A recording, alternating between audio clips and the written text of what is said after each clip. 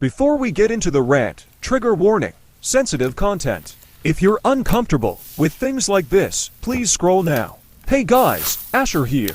I want to start this rant off by saying that this is something I haven't seen a lot of people talking about. But it's something that really needs to be said.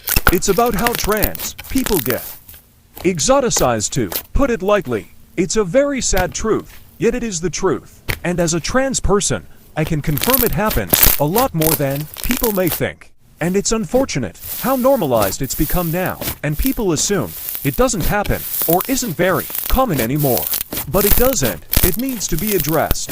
I can definitely confirm firsthand it's still very common, since I have been exoticized myself, to the point that, despite being a minor myself, I have been asked if I would send explicit photos, since people considered me just something to mess with. I'm not going to talk too much about my experiences, but it definitely happens. And I've heard from people that popular explicit websites have even added a tab specifically for trans people. And thankfully such websites have added an age verification system now in some areas to prevent minors from consuming this type of content. But that's a rant for a different time. It gets to the point that trans people get heavily dehumanized in today's day and age, to the point we are just things like pleasure toys or just something to be stared at, and that their entire worth is just up to how well they can please a partner.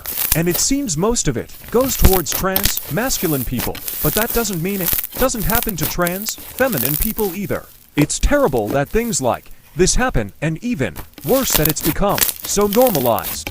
Another thing I can speak more on for trans masculine in specific is that we are always presumed to be twinks or femboys, when in reality, some may identify as femboys, most do not.